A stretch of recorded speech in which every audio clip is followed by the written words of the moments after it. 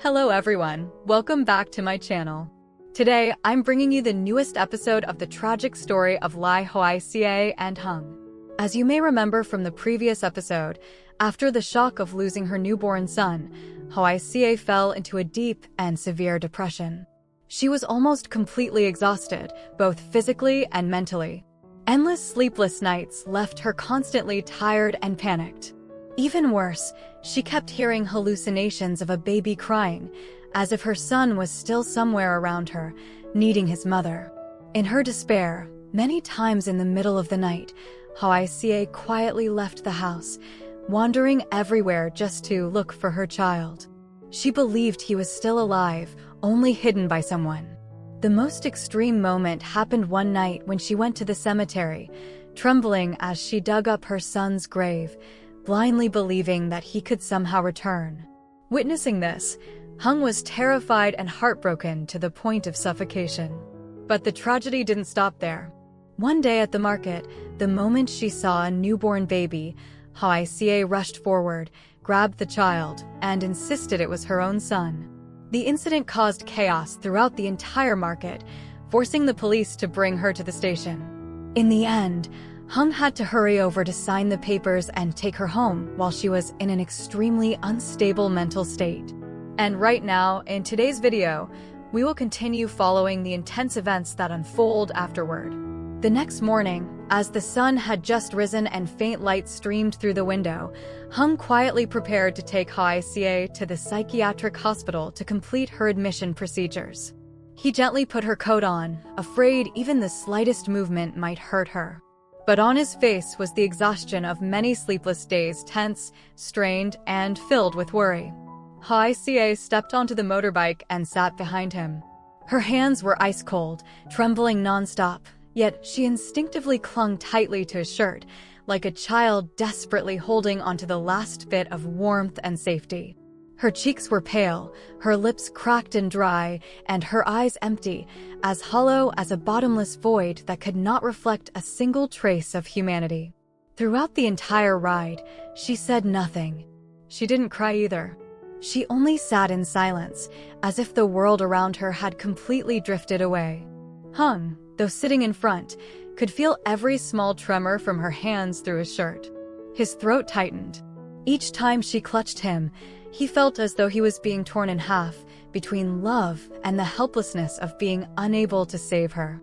When they arrived at the hospital, the cold smell of disinfectant clung thickly to the air.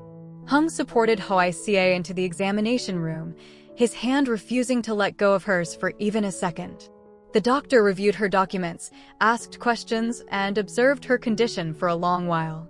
The room was so silent that the ticking of the clock echoed clearly with every passing second. Finally, the doctor stepped out, his expression serious though he tried to keep his voice gentle. Her condition is very severe. We require the patient to stay for inpatient treatment. She absolutely cannot return home until she stabilizes. The moment those words were spoken, it was as if Hoai Ca snapped awake from the darkness in her mind. She shot to her feet, her eyes bloodshot with panic, her entire body trembling violently. "No, I'm not staying here. I have to go home to my baby. My baby is still alive. You can't keep me here." Her voice broke apart, trembling, raw, and full of pain. Without waiting for anyone to react, she bolted toward the door, her steps unstable but desperately determined, as if the fragile belief that her son was still alive was calling out to her from somewhere ahead. Nurses rushed in to restrain her, trying to calm her down, but her panic only escalated. She thrashed, struggled, and flailed her arms wildly in despair. "Hùng, don't leave me. Hùng, take me home. Our baby is waiting. He's crying. I can hear him. Let me go." Her screams echoed through the hospital hallway, so heart-wrenching and desperate that even passers-by stopped to look. But to Hùng, every cry felt like a blade plunging deep into his chest. His lungs tightened, he could hardly breathe. He rushed forward and wrapped his arms tightly around her from behind, even as she struggled so violently that her limbs struck his chest with painful force. Tears fell uncontrollably from his eyes onto her disheveled hair. "Ca, I'm sorry. I'm so sorry for letting you suffer like this. I don't want to bring you here, but I'm terrified of losing you. Do you know how scared I am? Please stay and get treatment. I'll wait for you every single day. I promise. I won't abandon you. Hayier looked up at him, her eyes filled with panic, fear so deep it could drown her whole being. But the nurses still had to restrain her and pull her inside. She was dragged from his arms, her hands reaching back desperately toward him, as if he were the last thread of hope she had left. The treatment room door slowly began to close, inch by inch. Before it shut completely, Hayier turned her head one last time, her eyes brimming with tears, her lips trembling without sound. Then, click, a cold, final sound echoed, severing everything. Hung stood frozen in the hallway. His fists were clenched so tightly that his nails dug into his skin until it bled, but he didn't even notice. His eyes were red, fixed on the door that had just closed, the door behind which the woman he loved was being locked away in the most terrifying mental storm of her life. He stood there for a long time, unmoving, like a statue abandoned in a silent, unspeakable grief. After admitting Hayier to the hospital, Hung returned home feeling as though tons of weight were pressing down on his chest. The house that once felt warm and familiar suddenly seemed enormous and unbearably empty. Every step he took echoed loudly, as if the sound itself was reminding him that within these walls, there was no longer Hayier's laughter, her gentle voice calling his name, or the sound of her singing their baby to sleep every night. The following morning, Hung went to work in a state that made everyone who saw him feel heartache. His shirt was wrinkled, his hair messy from nights without sleep, and his eyes were red and shadowed with dark circles. He stood in front of his boss's office door for a long moment before mustering the courage to knock.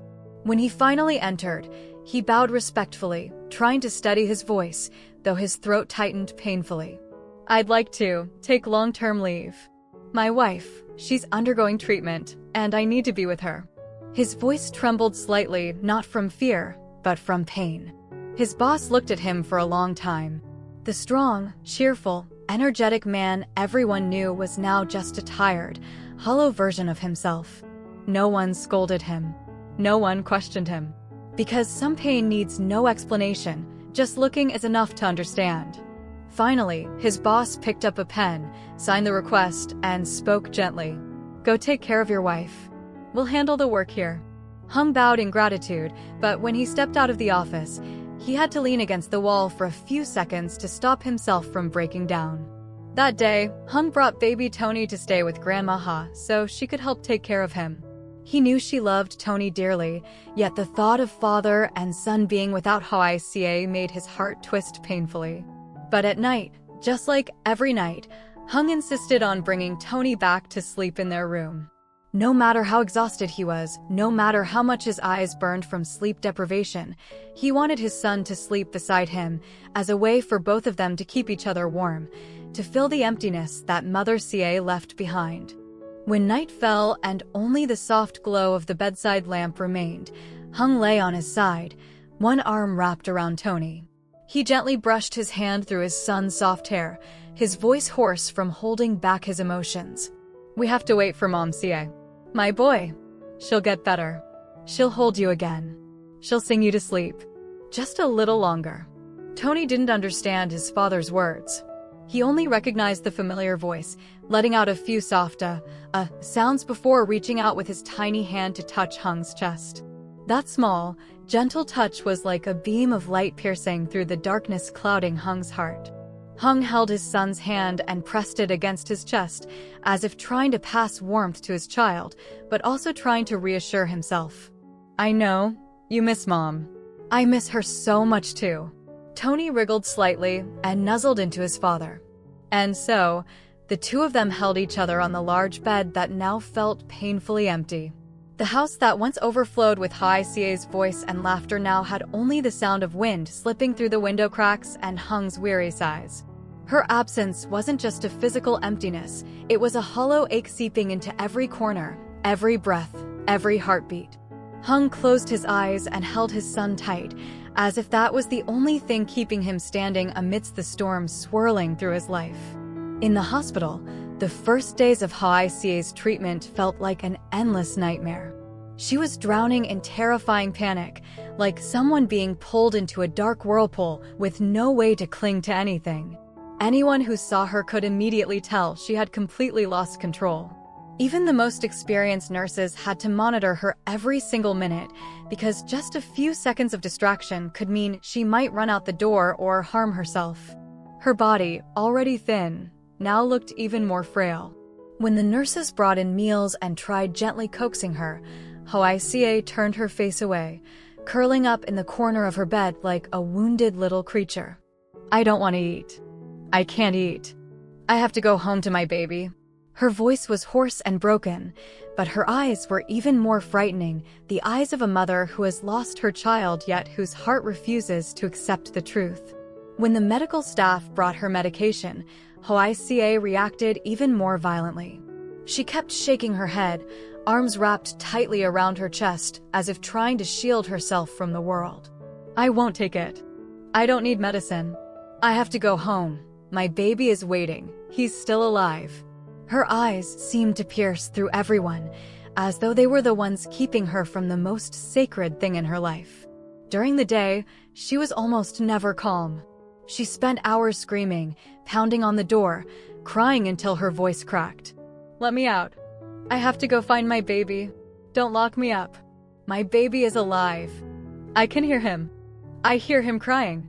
Each strike of her fist against the door was so strong that her hands turned red and swollen. Her screams echoed through the hallway, making even other patients turn to look. Nurses and doctors constantly had to restrain her, soothe her, and prevent her panic from exploding further. But nighttime was when Haiyer's condition became truly severe. She was plagued by relentless insomnia, her eyes sunken deep like two dark pits. She sat curled up in a corner, holding her head, rocking back and forth as if trying to silence the sounds that didn't belong to reality. Sometimes she trembled and muttered to herself. Sometimes she would suddenly leap to her feet and rush to the door, yelling like a storm. The most terrifying part was the hallucinations.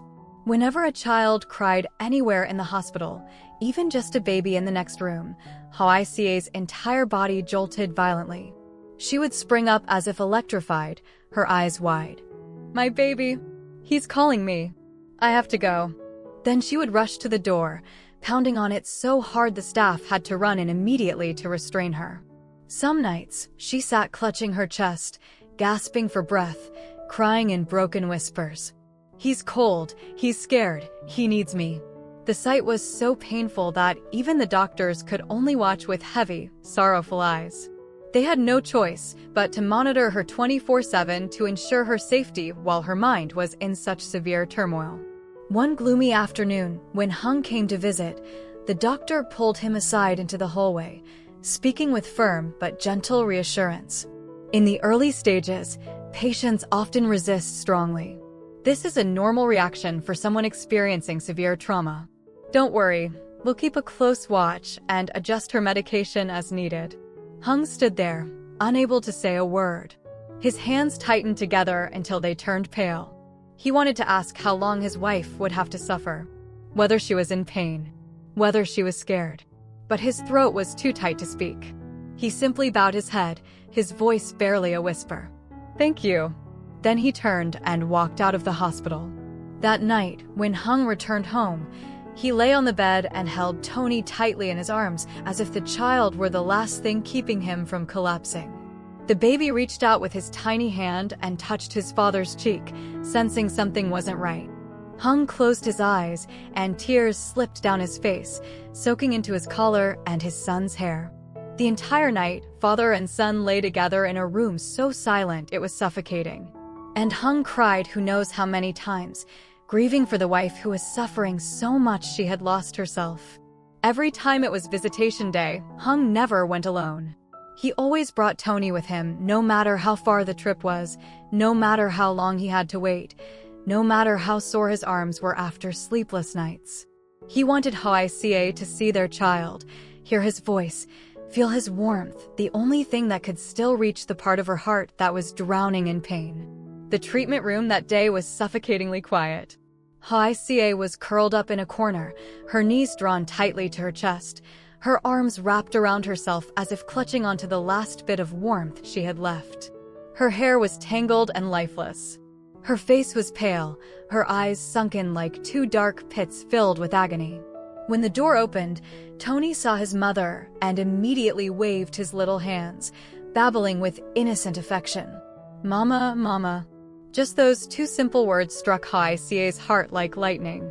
Her entire body trembled. Her shoulders jerked with each shaky breath. Slowly, she lifted her head. Her vacant eyes flickered, as if an invisible thread was pulling her out from the haze that had trapped her for so long. Seeing Tony reaching his tiny hands toward her, Hayier's face twisted, contorted with emotions that had been buried too deep for too long. Then tears streamed down her cheeks, falling in uncontrollable rivers. "Tony, I'm sorry. I didn't hold you. I couldn't protect you. Her voice trembled, each word strangled as if her throat were being squeezed tight. Hung stepped forward and gently knelt beside her. He said nothing. Instead, he carefully placed Tony into Hayier's arms, slow, steady, as if afraid she might shatter again with the slightest mistake. As soon as Tony settled into her lap, he clung to her shirt and nuzzled into her chest. And then, something miraculous happened. Hayier held Tony, but this time, she didn't panic. She didn't scream. She didn't struggle. She didn't mistake him for another baby. She simply held him, held her son with all the love she had left, crying hard but quietly, as though each tear washed away a layer of the pain that had hardened inside her for so long. Hung sat beside them, overwhelmed. He placed a hand on her back, gently patting her. His eyes were red, but filled with hope. A moment later, the doctor, who had been observing from afar, walked over and spoke softly. "She's beginning to recognize reality. This is the first sign of recovery." "Very good."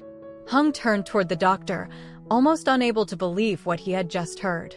A small, warm spark ignited inside him, a hope he hadn't dared to let himself feel for so long. In that small room, bathed in the gentle afternoon light, the sight of Hayier cradling Tony in her arms was the first true sign that she was finally finding her way back. After a month of intensive treatment, Hayier's progress felt like a slow but steadfast miracle. Both the medical team and Hung could clearly see the change day by day, hour by hour. If, in the beginning, she had been swallowed by the thick darkness of pain and hallucinations, then now, a faint light had begun to shine through, guiding her fragile soul back toward herself. Her body, once wilted like a dry leaf, had started to regain a little color. The exhaustion was still there, but not as heavy as before. The deep shadows under her eyes had softened.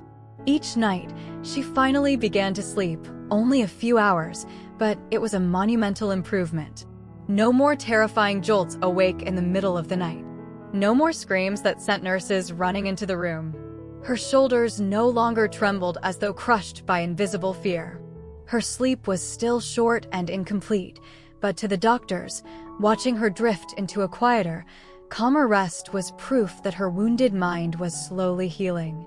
Eating, once the greatest challenge for the entire team, also showed remarkable improvement. Before, whenever the nurses brought food, Hayier would turn her face away, her eyes vacant and hollow.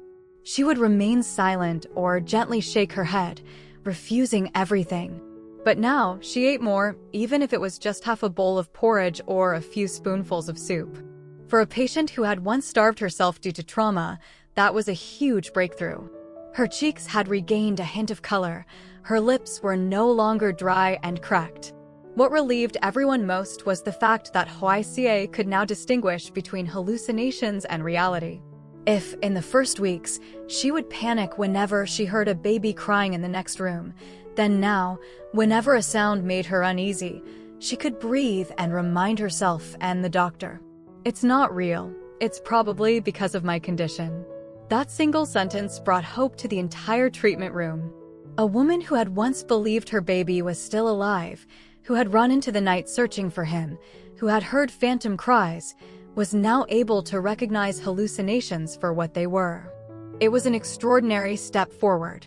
But what brought the greatest relief to the doctors was this. Hayier no longer said, "My baby is still alive." No more hoarse cries of denial. No more violent outbursts whenever someone mentioned the death of her infant son.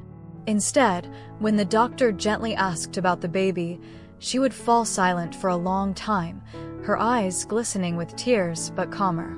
As if she had finally begun facing the painful truth.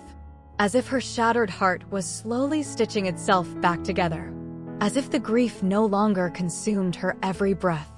After countless days and nights fighting for her sanity, Hayier could finally face reality without collapsing again. All these changes led the doctor to call Hùng in for a private discussion. As he stepped into the room, Hùng was so nervous that he kept clenching and unclenching his hands. He stood straight, but his legs felt unsteady. The quiet in the room made his heart beat loud and sharp in his ears.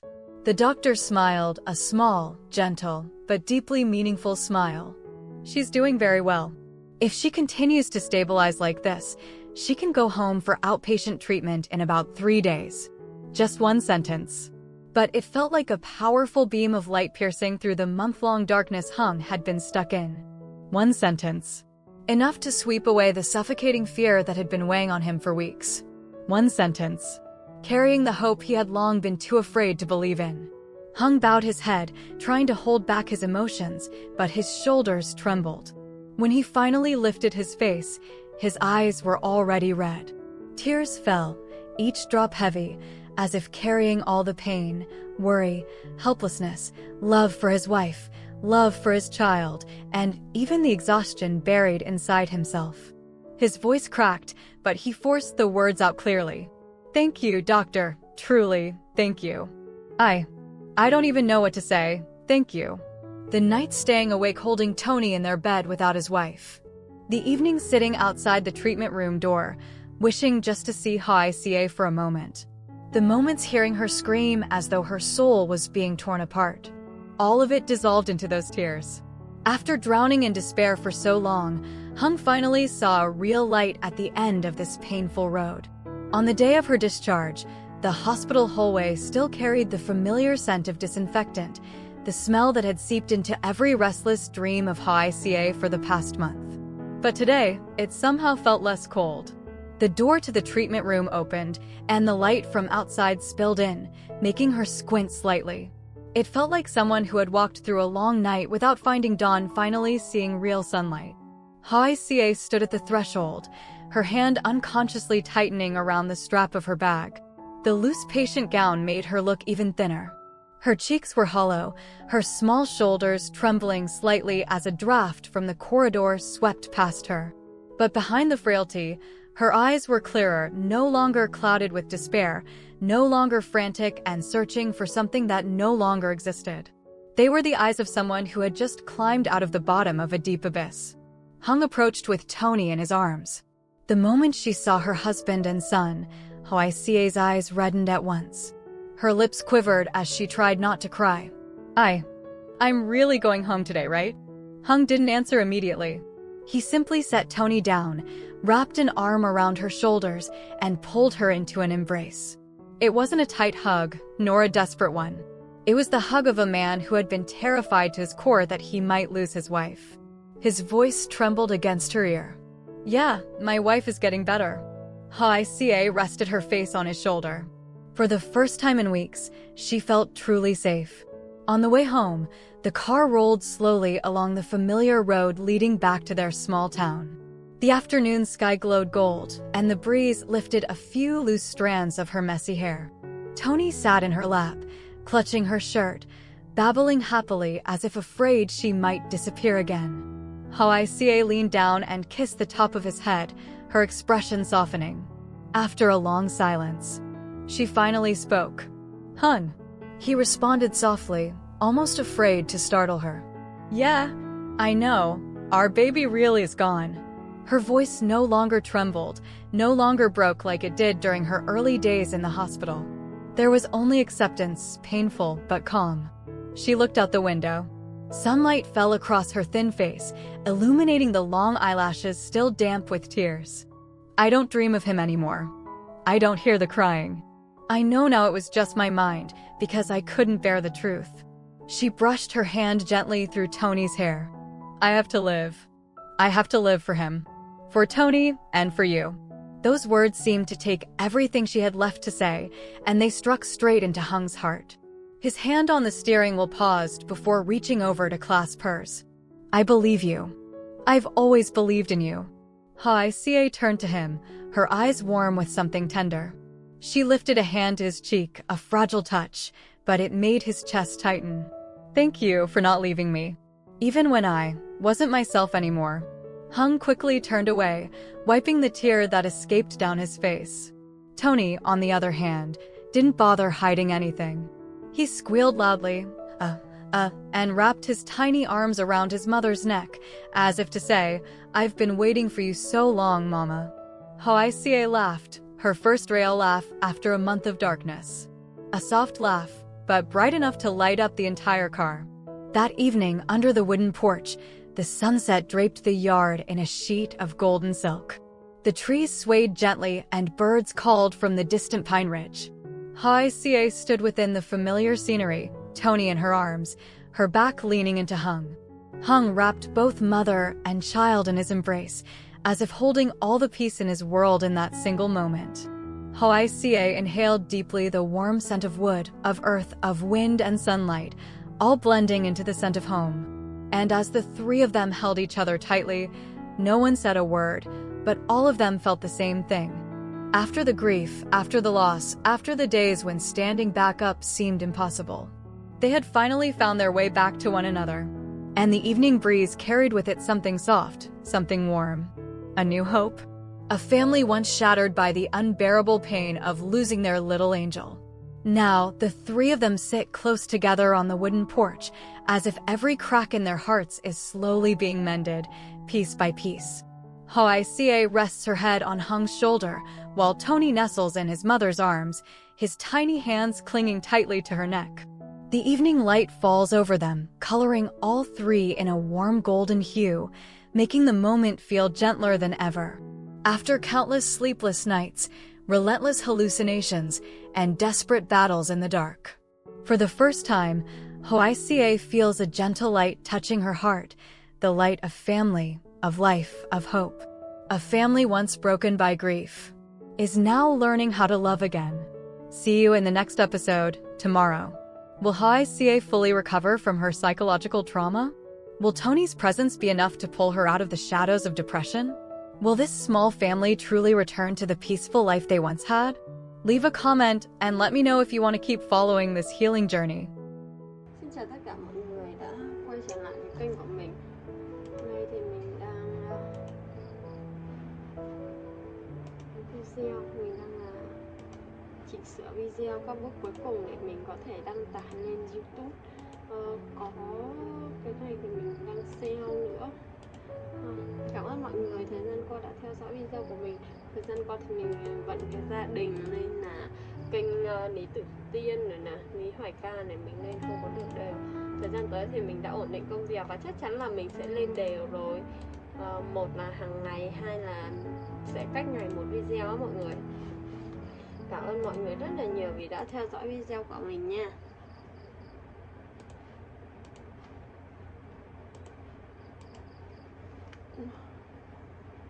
Hẹn gặp lại mọi người trong những video tiếp theo. Bye bye.